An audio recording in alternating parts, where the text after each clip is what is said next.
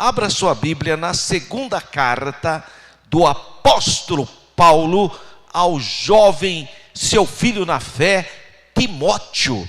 Segunda epístola do apóstolo Paulo a Timóteo. Eu vou ler apenas 2 versículos que estão no capítulo 1. Capítulo 1 da segunda epístola do apóstolo Paulo a Timóteo. Versículos de número 13 e 14. Olha só o que diz a palavra do Senhor. Conserva o modelo das sãs palavras que de mim tens ouvido na fé e no amor que há em Cristo Jesus. Guarda o bom depósito pelo Espírito Santo que habita em nós. Amém, irmãos? Então aqui o apóstolo Paulo está trazendo essa palavra de fé para os cristãos, para nós guardarmos a nossa declaração de fé, a sã doutrina.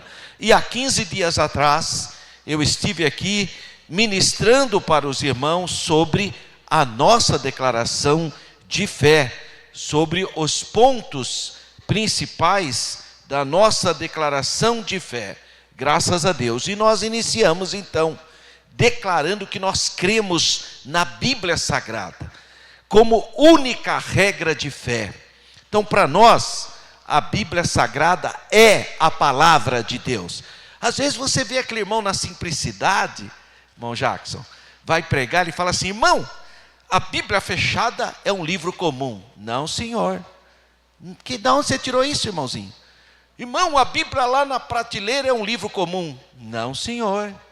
Irmão, a Bíblia fechada, posto lá na sua biblioteca, é um livro comum. Não é, não. Não pode parar de falar bobagem. Irmão, a Bíblia aberta, fechada, na prateleira ou aqui no púlpito, é a palavra de Deus. Independentemente de onde a Bíblia está, é a santa e bendita palavra de Deus. E nós estudamos isso então há 15 dias atrás. Depois nós vimos a nossa segunda declaração de fé, que nós cremos no único Deus, eternamente subsistente, em 3 pessoas. Existem 2 premissas na Bíblia. A premissa do Antigo Testamento que declara que Deus é um. Vem do hebraico, lá de Deuteronômio 6:4.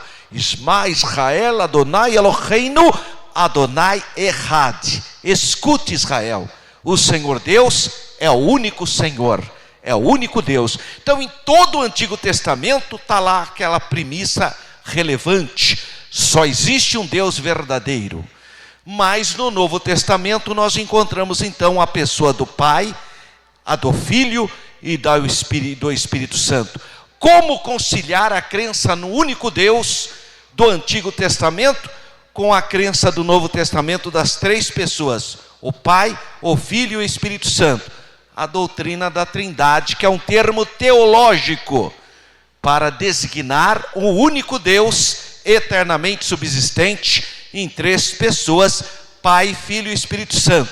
E essa doutrina é fundamental para a minha salvação. Por quê? Porque o Pai te amou. Lembra de João 3,16? Porque Deus amou o mundo de tal maneira, de uma maneira tão extraordinária. O Pai te amou. Você que entrou aqui nessa noite chuvosa, você que está aqui no último dia do mês de março, o Pai te ama. E a prova do seu amor que Ele deu, glória a Deus, enviou o seu único filho, único da sua espécie, ou que tem o mesmo DNA do Pai, o seu filho Jesus. E o seu filho Jesus se fez carne, o Verbo se fez carne, e morreu na cruz, derramou sangue dele, como Cordeiro de Deus, imaculado, nasceu por obra e graça do Espírito Santo e da Virgem Maria. Jesus Cristo nunca teve engano, nunca houve na sua mente nenhum tipo de peso, de pecado, de maledicência.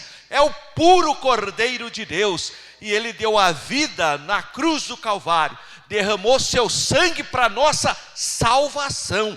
Por isso que você pode dizer que você é salvo, não pelas suas obras, mas por essa obra eficaz do Calvário, pelo sangue de Jesus, você está salvo. Louvado seja o nome do Senhor.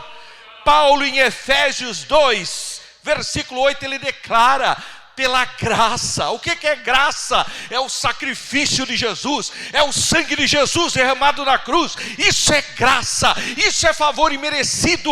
Não é a igreja, não é a religião, não são as obras, mas pela obra expiatória de Jesus no Calvário, pelo sangue da nova aliança, você é salvo. Glória a Deus.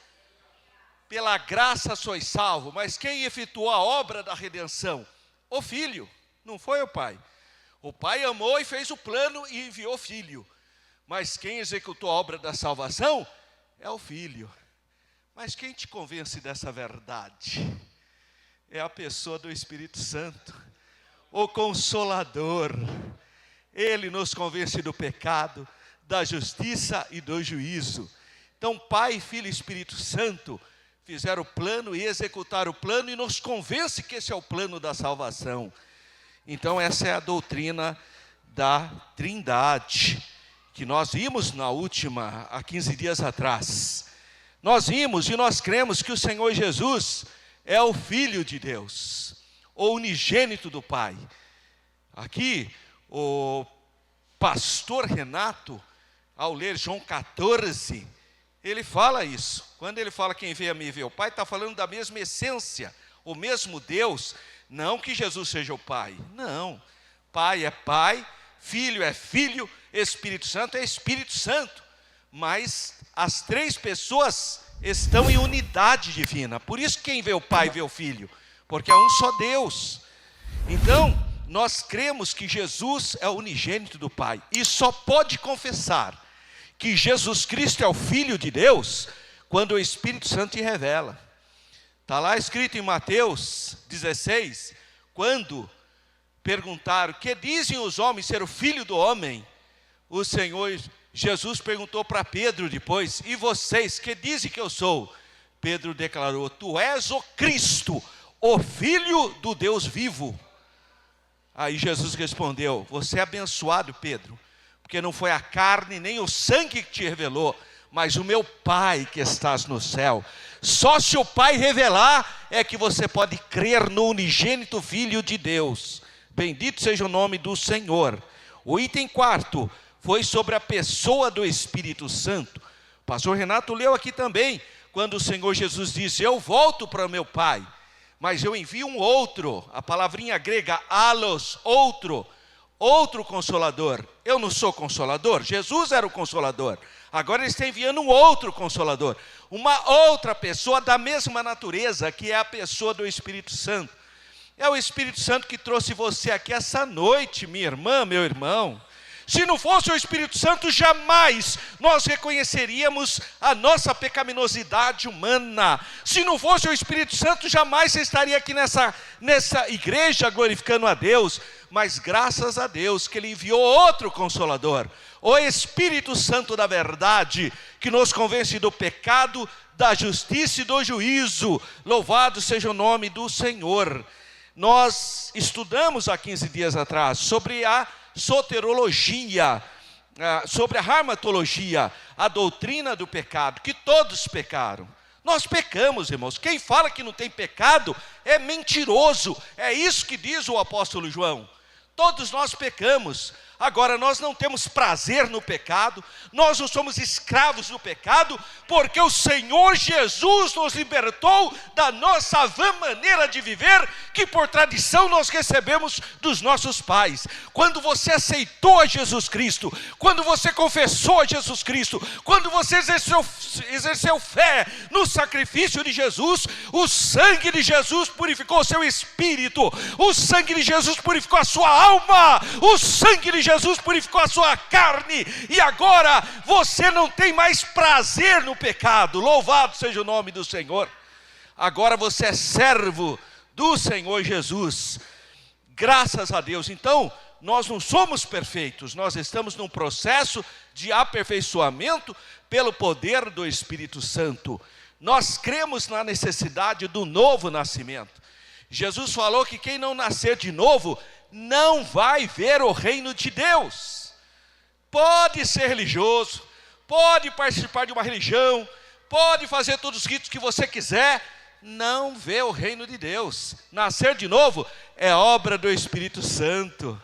A religião não pode fazer você nascer de novo.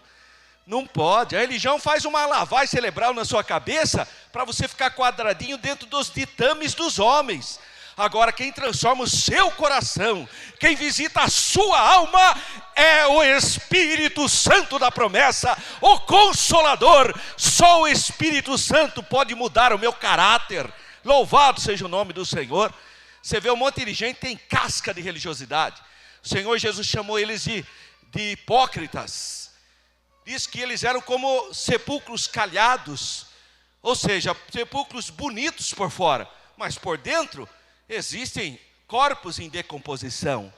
Então, não adianta. Se o Espírito Santo não mudar o seu caráter, não mudar o seu interior, é isso que a pessoa é, um sepulcro calhado, um hipócrita. Que Deus nos livre disso. Então, a necessidade do novo nascimento. O item 7, que nós falamos aqui, foi sobre o perdão dos pecados, na salvação plena, na justificação pela fé, no sacrifício do Senhor Jesus Cristo em nosso favor. E eu lembro que eu li com vocês Atos capítulo 4, versículo 12, que declara que em nenhum outro nome há salvação. Não existe salvação fora do nome do Senhor Jesus. João 14,6, o Senhor Jesus declara: eu sou o caminho, a verdade e a vida, e ninguém vem ao Pai senão por mim. Só Jesus salva, só Jesus é o Salvador. A igreja não salva, a sociedade não salva, os grandes religiosos não salvam, as doutrinas não salvam. O único que salva é Jesus, que derramou o sangue dele na cruz. Clame o nome de Jesus, invoque o nome de Jesus. Jesus Cristo é o Senhor, Ele é o nosso bendito Salvador. Louvado seja o nome do Senhor. Item de número 8, a igreja. Nós somos o corpo do Senhor. Hoje tem uma moda, chamados de desigrejados. São pessoas que se frustraram na igreja. Porque o que é uma igreja? É uma comunidade viva. Aqui tem gente salva, piedosa, mas tem gente, irmão, que está passando pelo processo da transformação ainda. É muito bonzinho, mas pisa no pezinho dele para você ver o que acontece.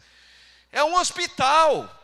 O hospital, você entra no hospital, graças a Deus, a maioria das vezes tem bons médicos e você sai bem. Mas, irmão, eu estava vendo hoje um vídeo de uma pessoa que foi para engessar a perna esquerda e engessar a direita, irmão. No hospital, vê se tem lógica isso. No hospital, tem gente que entra bom e morre. Pega uma infecção hospitalar. Igreja, irmão, parece um hospital. Tem muita gente que entra bom e acaba ficando doente. Porque não vigiou, porque não olhou só para Jesus. Mas graças a Deus, no hospital tem a maternidade, nascimento de muitas vidas. No hospital tem também muitos médicos cuidando dos doentes. E os sãos não precisam de médicos, são os doentes. Então, irmãos, é possível que alguém se machuque dentro da igreja, mas não pode deixar Jesus, de hipótese alguma. Agora, eu não vou mais na igreja porque o pastor me xingou. Eu acho muito difícil isso, mas tem de tudo nesse mundo, né? O pastor Eliseu de Jundiaí, de saudosa memória, ele falava que nesse mundo tem de tudo e ainda sobra 7. Não sei porque ele falava isso, mas eu quis entender isso, né? Deve ser porque é o número da perfeição, né?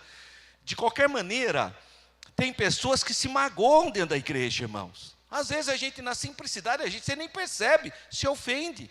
Ainda mais o brasileiro que gosta de brincar, né? Às vezes você faz uma brincadeira na sua simplicidade e a pessoa fica extremamente...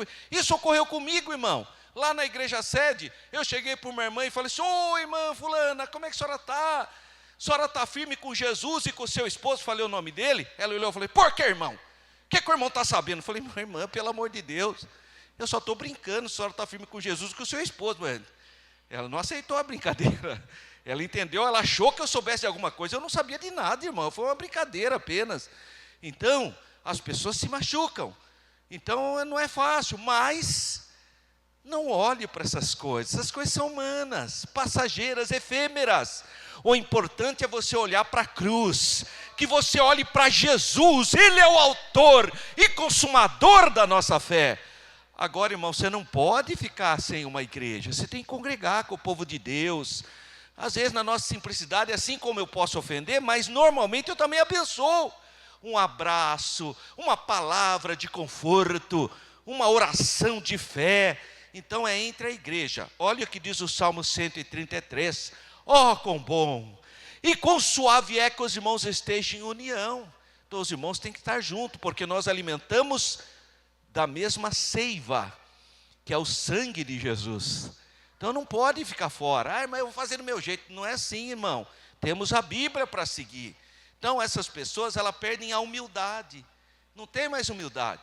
Não, eu faço, eu mesmo faço, eu mesmo vou fazer. E normalmente, tadinha, são pessoas que têm problemas psicossomáticos. A hora que vê o inimigo, o que a Bíblia fala? Não é dois para um ajudar o outro quando cair? Aí está sozinho lá, aí vem o inimigo, cai e não tem ninguém para ajudar. Agora a igreja, com todas as nossas fragilidades, mas temos gente que ora, gente que intercede, gente que tem uma palavra de edificação. Então fique na igreja, mesmo com as fragilidades, mas é melhor você estar junto com o povo de Deus, porque ali o Senhor ordena a bênção e a vida para sempre. É isso que diz o Salmo de número 133. Então a igreja é o corpo do Senhor. Nós cremos, irmãos, no batismo bíblico. Só que o batismo é para quem já nasceu de novo, irmão. Tem gente, está cheio até igrejas evangélicas, irmãos, ensinando o povo errado, fora da palavra. Irmão, o batismo é para quem já nasceu de novo. A pessoa nasceu de novo, já morreu para o pecado, para as velhas práticas do mundo, então ela vai obedecer. O que é o batismo? É simbólico. Colossenses capítulo 2, versículo 12. Sepultados com ele no batismo. Batismo significa sepultamento. Você sepulta quem? Quem morreu, né, irmão? Você não pode sepultar uma pessoa viva. E tem gente que está sepultando pessoa viva. A pessoa nem nasceu de novo, toda atrapalhada, brigando com todo mundo, só porque sentiu um arrepio vai se batizar. Irmão, o que é isso, irmão? Seguir um ritual de homem. Aí vai lá, tomou um banho, só tomou um banho, não valeu nada aquilo, irmão. Outras pessoas acham que vão se batizar para purificar o pecado. Que é isso, irmão? Isso é uma heresia. O que purifica o pecado é o sangue de Jesus. Se batismo purificasse o ser humano do pecado, Jesus nem precisava ter morrido na cruz, irmão. O João Batista teria resolvido o problema da humanidade, porque o João Batista batizava com água. Então cuidado, irmão, o que redime o homem do pecado é o sangue de Jesus. O batismo é uma ordem do Senhor. Você já creu? Crie. Nasceu de novo? Nasci. Está morto para o pecado e para o mundo? Estou. Então você vai publicamente ser sepultado nas águas batismais, provando então que você agora é de Jesus e a sua nova vida está escondida em Cristo. Isso que é o significado do batismo. Então não é como tem pessoa. Eu lembro, como fui criado na igreja, os irmãos falavam assim: irmão, sabe, eu sou muito novo para batizar. Irmão, eu sou muito novo para batizar. Em outras palavras, eu vou pegar um pouco mais, né? Olha que fraqueza. Sou muito novo, irmão. Então, eu vou esperar ter mais idade. Parece o Constantino, o imperador Constantino, coitado, ele era dessa teoria. Um homem já idoso, tudo, falando: eu não vou batizar ainda que eu tenho muito pecado, porque ele achava que a água purificava a pessoa do pecado. Isso é um erro crasso, grosseiro, presente nos muitos catolicismos, presente em muitas igrejas evangélicas. Até às vezes no nosso meio tem gente que pensa assim: irmão, preciso me batizar para tomar um banho, lavar todo aquele pecado. Não, irmão, toma banho na sua casa. Toma banho na sua casa. Para lavar o seu pecado, é só o sangue do Filho de Deus. Você acha mesmo que Jesus se faria carne se não fosse para uma salvação tão gloriosa como essa? Só o sangue de Jesus é que purifica a sua alma, o mais profundo do seu ser. Só o sangue do Cordeiro de Deus. Então o batismo é para quem já é salvo. Para quem já confessou a Jesus, vai ser sepultado nas águas. Como é que batiza? Em nome do Pai, e do Filho e do Espírito Santo. Essa é a ordem de Jesus. Agora um monte de gente fica inventando coisa, irmão. Só Deus na causa. Nós cremos na necessidade e na possibilidade de termos o quê? Uma vida santa e irrepreensível, mas não com imposição de legalismo. Olha, irmã, não pode fazer isso, uma lista, né? Tem uma lista, pendura lá na geladeira. Não posso fazer isso, não posso fazer aquilo. Não posso. Que é isso, irmão? Isso é para essa lei? Não, irmão. Sabe por que a gente não faz muitas coisas? Porque o Espírito Santo testemunha com você que você é de Deus. Você não tem prazer no pecado. Não está proibido. Paulo fala assim: todas as coisas me são lícitas, mas nem tudo me convém.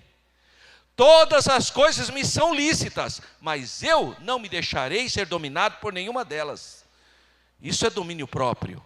Então, irmão, eu como professor na rede pública, às vezes eu vi uma menina com uma roupinha que parecia ser crente, eu falava: você é crente? Sou. Ah, e por que você não pode fazer isso? Eu falava que a minha religião não permite. Olha que coisa feia, irmão.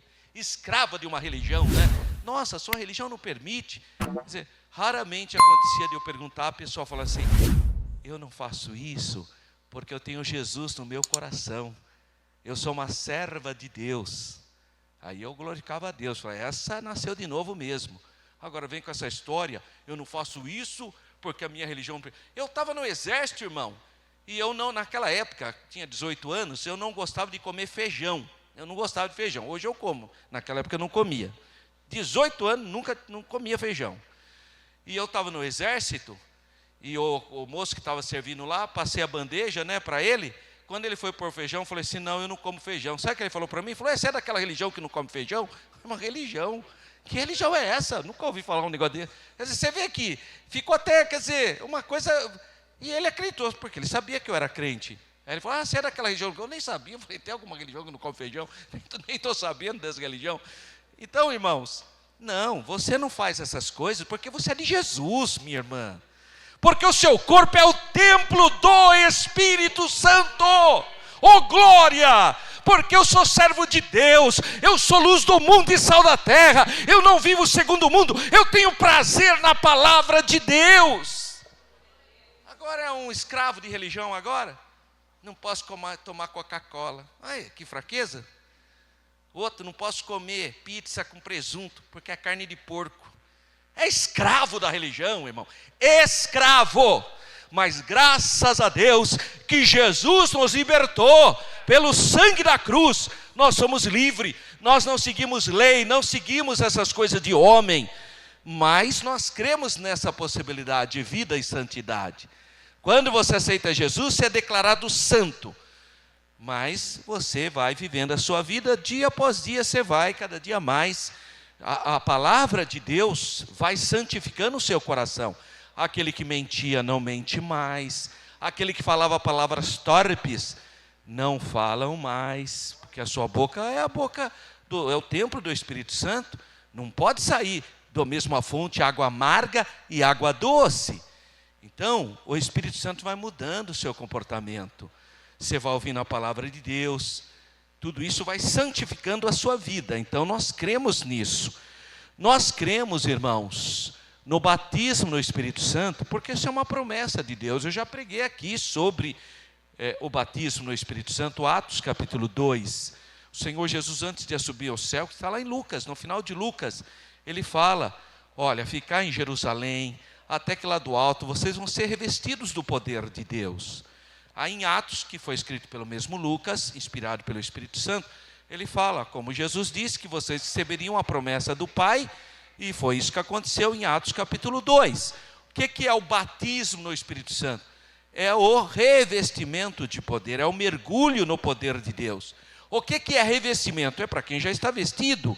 Então a pessoa já tem o Espírito Santo, aí ela vai buscar para receber o revestimento do poder de Deus. Infelizmente, o mundo, irmão, tem inventado cada mentira a respeito disso. Só Deus para ter misericórdia. Em primeiro lugar, quem é o batizador? É o Senhor Jesus. É Jesus que te batiza, não é homem, não é o pastor, não é o líder religioso, é o Senhor Jesus. Ele é o batizador.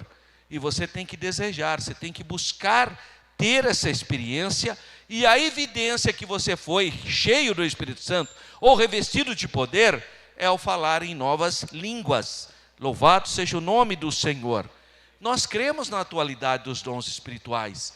Existem 9 dons espirituais, conforme 1 Coríntios capítulo 12. Nós cremos na Bíblia, irmão. E em 1 Coríntios capítulo 12 fala de 9 dons espirituais. Fala do dom da ciência, fala do dom da sabedoria, fala do dom da fé, fala do dom da cura, fala do dom de profecia, fala do dom do discernimento de espíritos, fala do dom de variedades de línguas, fala do dom de interpretação de línguas e fala do dom de manifestação de maravilhas. Tem 9 dons espirituais em 1 Coríntios capítulo 12, e nós cremos na Bíblia. Nós cremos nesses dons espirituais. Deus tem ornamentado a sua igreja, a sua noiva, com os dons espirituais. Agora, irmão, todo dom espiritual está regrado pela palavra de Deus. Esse negócio de crente sair rodando que nem um peão para baixo e para cima, isso aí não tem nada a ver não, viu, irmão? Sabe, parece o negócio do Silvio Santos, lembra que tinha um peão, você podia sair rodando? Que é isso, irmão? Não, o culto, Deus tem ordem. Você já leu isso na Bíblia, que Paulo saiu rodando? Já viu essas coisas? Meninice, irmão.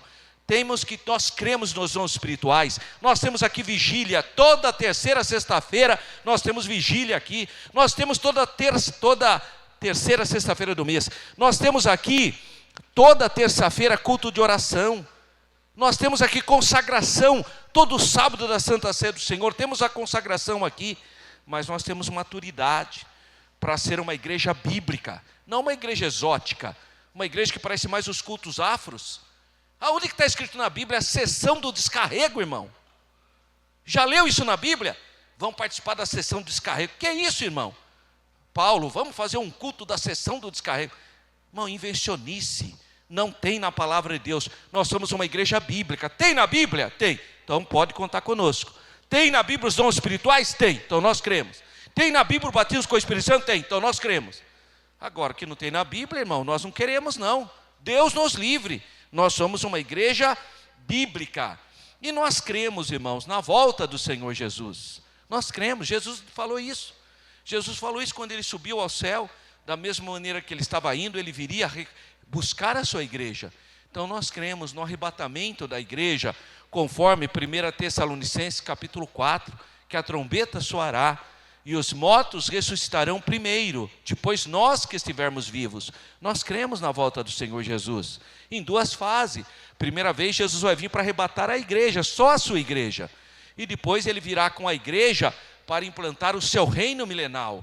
Essa será a segunda fase. E muita gente confunde aí.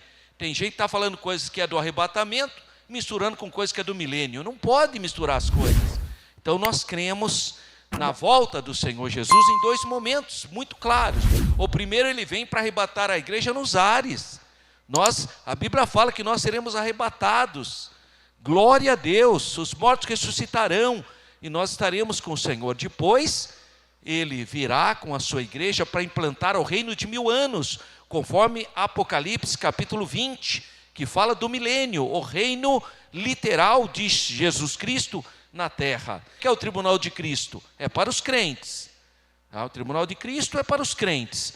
Quando ele dará os galardões, foi o que o irmão cantou aqui, né? Quero andar de valor em valor, até que um dia receba no céu.